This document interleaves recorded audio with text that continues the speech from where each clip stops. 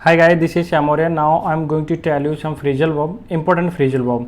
ये सारी phrasal verb बहुत ही ज़्यादा इंपॉर्टेंट, ध्यान रखना है। ये सबके सब CGL है, CPO है, CHSL है, CPO है, GD, MTS, other competitive exam में, मतलब सारे के सारे एग्जाम में पूछी गई हो। जहाँ जहाँ इंग्लिश आती है, ध्यान रखना, क्या जहाँ जहाँ इंग्लिश जाती है वहाँ ये सारे के सारे क्या हैं, वो फ्रेजल वर्ब पूछी जाती हैं।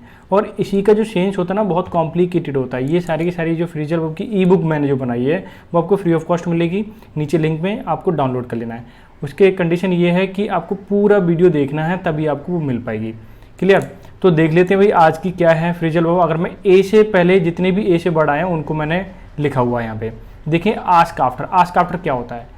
आस्क आफ्टर होता है टू मेक इंक्वायरीज, मतलब किसी के बारे में जांच पड़ताल करना, अबाउट द हेल्थ, भाई उसके स्वास्थ्य कैसा है, क्या है उसका स्वास्थ्य कैसा है। अगर आप ये जानने की कोशिश करते हो तो आपको यूज करना पड़ेगा आस्क आफ्टर, यानी कि जहाँ भी वर्ड आपको आस्क आफ्टर मिले that's mean to make inquiry about health. Clear? Next देखते हैं क्या है आस्क फॉर। आस्क फॉर का मतलब होता है डिमांड करना, ठीक है, या फिर किसी से आग्रह करना भी बोल सकते हैं। क्या होता है?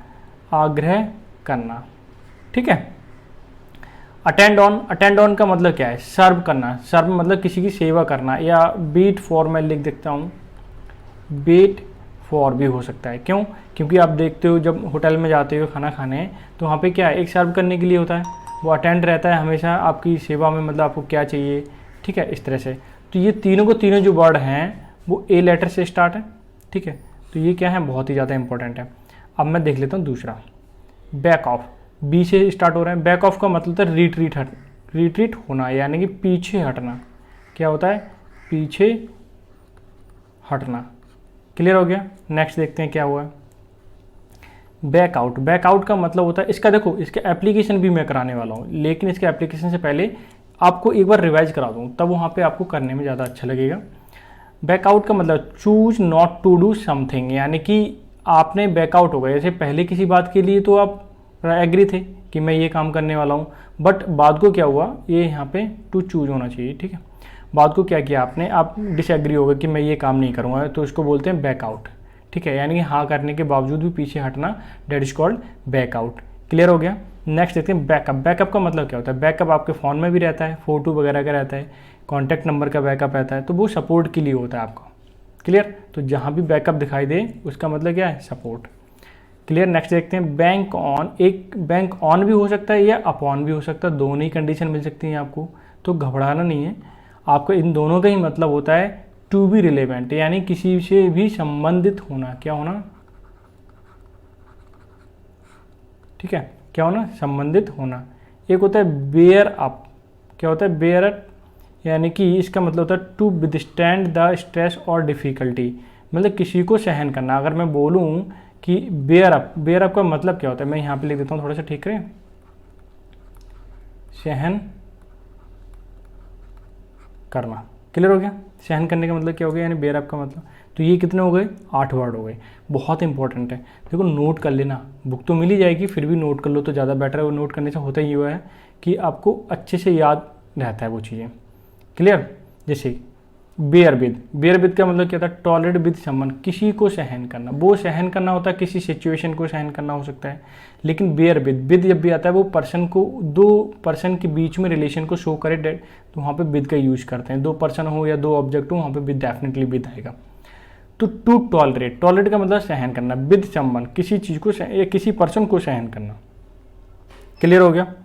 नेक्स्ट देख लेते हैं भाई क्या है ब्रेकअप। ब्रेकअप तो कोई जानता है, हर कोई जानता है। ब्रेकअप हो गया भाई, क्या हो गया कि भाई कि हमारा जो रिलेशनशिप है वो क्या हो गई, एंड हो गई या डिस्पर्स हो गई, यानी कि अलग अलग हो गए। क्या हो गए? अलग अलग हो गए। क्लियर हो गई है? नेक्स्ट देख लेते हैं ब्रिंग ऑफ। ब्रिंग ऑफ का मतलब क्या होता है? बहुत इंपॉर्टेंट है, ये समझ लो, ये इतनी बार पूछा गया है CGL में, फिर भी लोग लड़के जो हैं वो नहीं कर पाते। क्यों नहीं कर पाते? ब्रिंग ऑफ का मतलब, ब्रिंग का मतलब लाना, ऑफ का मतलब दूर होना। क्या मतलब, कुछ समझ आ रहा है? नहीं आ रहा ना, तो तभी तो ये फ्रेजल वर्ब है। टू सक्सीड मतलब कामयाब होना, इन डूइंग किसी को काम करने में, ठीक है, समथिंग डिफरेंट, जो डिफरेंट है, क्या है, जो डिफरेंट है उस काम में आप क्या हुए, सक्सेस हो गए। तो वहाँ पे हम क्या यूज़ करेंगे, ठीक है, वहाँ पे हम यूज़ करने वाले हैं क्या, ब्रिंग ऑफ। क्लियर हो गया?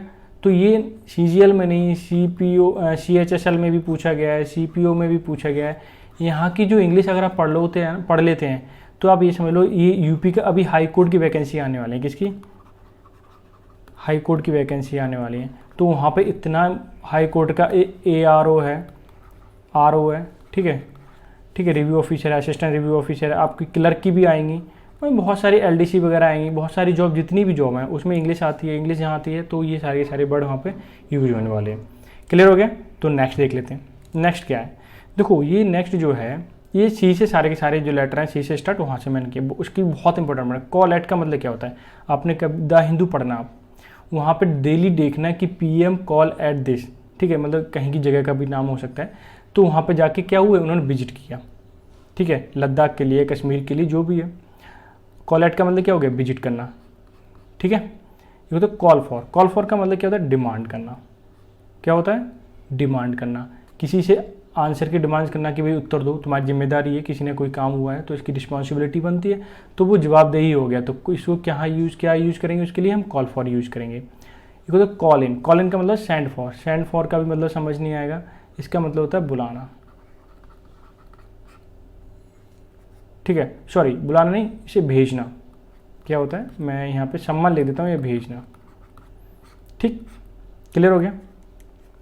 देख लेते हैं कॉल ऑफ। बहुत बार यूज होता है, आपको द हिंदू पढ़ोगे तो वहाँ पे बहुत बार यूज हो। कॉल ऑफ का मतलब टू ऑफिशियली कैंसिल। मैं ऑफिशियली बोलता हूँ, मतलब क्लियरली किसी चीज़ को कैंसिल कर देना, उसको हम कॉल ऑफ बोलते हैं। क्लियर? कॉल ऑफ का मतलब होता है, कॉल ऑफ का मतलब होता है रिकॉल करना, याद करना। क्या होता है? क्या होता है इसका मतलब? याद, ठीक है। अब देख लेते हैं नेक्स्ट क्या है, 6 number, carry on. Carry on का मतलब किसी काम को कंटिन्यू करना, या फिर हम गो ऑन भी कर देते हैं, गो ऑन। ये भी उसका भी मतलब क्या होता है? कंटिन्यू करना किसी भी काम को। बहुत ही सिंपल है, कई बार पूछा जाता है। Carry out. कैरी आउट का मतलब होता है टू कंप्लीट, किसी काम को कंप्लीट करना। आपको क्या करना है? तो कैरी आउट करना है किसी चीज़ के लिए। पूरी ई बुक जो रखी है वो आपको पढ़नी है, नोट डाउन करनी है, ठीक। ये एग्जीक्यूट करना, कार्य, एग्जीक्यूट का मतलब होता है कार्यान्वित करना, किसी काम को कार्य कंप्लीट करना। कैच अप विद, बहुत इंपॉर्टेंट, कई बार पूछी गई है। जो मैं हाईलाइट कर रहा हूँ ना कि बहुत इंपॉर्टेंट है, समझ लेना, वो इंपॉर्टेंट है, ठीक है। वैसे भी सारी चीज़ें इंपॉर्टेंट है, लेकिन उसमें भी बहुत ज़्यादा इंपॉर्टेंट हो जाती है, बार बार पूछी जाती है। टू स्टॉप बीइंग बिहाइंड, समझ आया? नहीं आया? टू स्टॉप बीइंग बिहाइंड मतलब किसी के पीछे रहना। पीछे रहना नहीं, इसका मतलब होता है कि मान लीजिए कोई आपने काम कर रहे, सडनली आपको कहीं जाना पड़ गया, वो काम थोड़ा सा रुक गया, और आपके साथ वाला कर रहा है, वो लगातार करते जा रहा है, तो इसका मतलब ये हुआ कि आपको भी काम करना पड़ेगा, इतना काम करना पड़ेगा ताकि उसके बराबरी पे आ जाओ। तो कैचअप विद का मतलब बराबरी पर आना। देखते हैं 9th नंबर क्या है कि कम डाउन। कम डाउन का मतलब होता है किसी चीज़ को नीचे आना। मालूम भी पड़ रहा है कम डाउन नीचे आना, यानी कि बिकम लोअर, ये नीचे आ जाना, चीपर हो जाना। जैसे मैंगोज आर कम डाउन, ठीक है, तो क्या हो गया? वो सस्ते हो गए। मैंगो क्या थे? सब सस्ते हो गए, ठीक है। तो कम डाउन जो आता है वो हमेशा मोस्टली जो आता है सस्ते होने के लिए आता है। न्यूज़पेपर में पढ़ना, देखो मैं जो एडिटोरियल पढ़ाता हूँ, या थोड़ा बीच में बंद हो गया था, लेकिन मैं फिर से एडिटोरियल स्टार्ट कर रहा हूँ, ठीक है। उसमें सारी की सारी चीज़ें मैं डिस्कस करता हूँ ताकि आपको क्लियरली मालूम हो जाए। कम थ्रू बहुत इंपॉर्टेंट है। कम थ्रू का मतलब टू कंप्लीट सक्सेसफुली, बहुत अच्छे से सफलता पाना। मैं तो ये कह रहा हूँ कि जो आपका पैट का एग्जाम है सारे के सारे क्या हो जाए? सफल हो जाए, बहुत अच्छे मार्क्स आएँ, ताकि आप मन चाहिए जॉब पोस्ट ले सकें, ठीक है। तो ये सारे के सारे मेरे पास वर्ड थे, मैंने डिस्कस करा दिए हैं। सी से डी से रह गए अभी, तो हम उसको भी डिस्कस करेंगे। जितने भी लेटर के रह गए मैं सारे के सारे में लिखवा दूंगा ताकि आप अच्छे से कर पाएँ।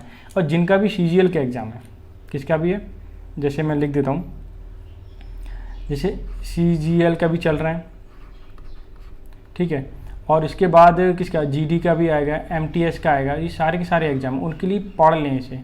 मैं ये नहीं कह रहा कि यहाँ से आ जाएंगे, मैं ये ज़रूर कह रहा हूँ कि एक बार इसे पढ़ लें, रिव्यू कर लें। रिव्यू करने से होगा क्या कि आपको जो इंपॉर्टेंट वर्ड हैं वो यहाँ पे लिखे हुए हैं, एक बार देख लो, सरसरी निगाह से ओवरव्यू करते ही आपको मालूम पड़ा कि वहाँ जाके मिल गया। CGL में 2 नंबर के होते हैं एक क्वेश्चन प्री में, तो 2 नंबर मिलेंगे आपको, वहाँ से बहुत ज़्यादा बेनिफिट होने वाला है। क्लियर? तो बहुत इंपॉर्टेंट है, तो इसे नोट डाउन कर लें, लिख लें। तो मिलते हैं नेक्स्ट सेशन में, तब तक के लिए बाय बाय, टेक केयर।